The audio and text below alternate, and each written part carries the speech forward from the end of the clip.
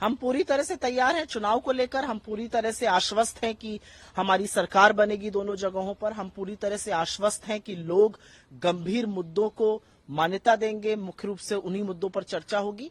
मेरा अपना मानना है कि बीजेपी बैकफुट पर है लोकसभा चुनाव के बाद से, जब से उनकी शिकस्त हुई है, जब से 240 पर सिमटे हैं। और जिन राज्यों में अब चुनाव होने हैं, 2 अनाउंस हो गए हैं, जम्मू कश्मीर और हरियाणा, और उसके बाद जब महाराष्ट्र और झारखंड होगा, चारों जगह बीजेपी की बड़ी हार होने वाली है। क्योंकि लोगों के बीच में जो मुद्दे हैं, वो बेरोजगारी है, महंगाई है, आर्थिक असमानता है, वो गुर्बत है, वो महिला सुरक्षा है। इन सब मुद्दों में बीजेपी की कोई ना रुचि है ना उनसे वास्ता है। जेएनके में लंबे अंतराल के बाद विधानसभा चुनाव होने वाले हैं, वहां पर आप क्या उठाए जाएंगे विधानसभा चुनाव में? जम्मू कश्मीर के बहुत बड़े बड़े इश्यूज हैं। उसमें से सबसे प्रमुख इशू ये है कि उनका स्टेटहुड रिस्टोर होना चाहिए। ये एक बड़ी मांग है, वहां के लोगों की मांग है। और मुझे ऐसा लगता है कि किसी भी स्टेट की अस्मिता पर सवाल नहीं उठाना चाहिए। जम्मू कश्मीर को जिस तरह से यूनियन टेरिटरी बना दिया गया, लोगों के अंदर रोष है, उस बात को लेकर आक्रोश है। जम्मू कश्मीर की स्टेटहुड रिस्टोरेशन की मांग है। जम्मू कश्मीर में बेरोजगारी बहुत बड़ी बात है। जम्मू कश्मीर में जिस तरह से इंफ्रास्ट्रक्चर की जरूरत है, वो एक चीज है। और सबसे बड़ी बात जम्मू कश्मीर में एक और है, बेरोजगारी की। सेब की फसल की प्रॉब्लम्स हो रही हैं।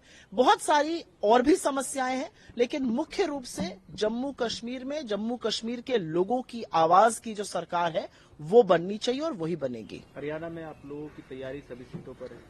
पर हरियाणा में हम बहुमत नहीं, प्रचंड बहुमत हासिल करने जा रहे हैं। गठबंधन यानी कि आम आदमी पार्टी के साथ नहीं रहेगा आपका विधानसभा चुनाव में? मेरा अपना मानना है, बहुत सारे फैसले शीर्ष नेतृत्व लेता है, लेकिन हरियाणा में हम अपने बल पर प्रचंड बहुमत हासिल करने जा रहे हैं। एक दूसरा विषय कलकत्ता से जुड़ा हुआ है। जिस तरीके से लगातार टीएमसी के चाहे वो सांसद हो या मुख्यमंत्री पर बीजेपी की तरफ से सवाल उठाए जा रहे हैं, हालांकि पश्चिम बंगाल की मुख्यमंत्री पदयात्रा भी करने वाली, इस मसले को लेकर मामला सीबीआई को सौंप दिया गया, पर आरोप प्रत्यारोप का भी दौर जो है लगातार जारी है।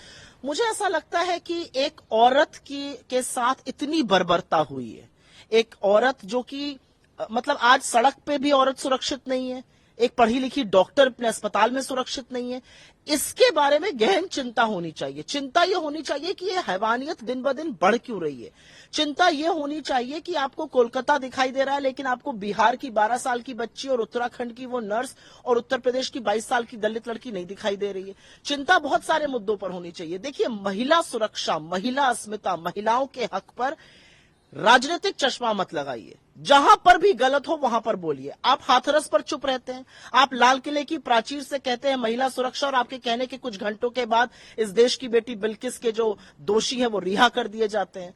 तो महिला सुरक्षा जैसे मुद्दे को और ऐसे गंभीर और संवेदनशील मुद्दे को पर गंदी राजनीति मत खेलिए।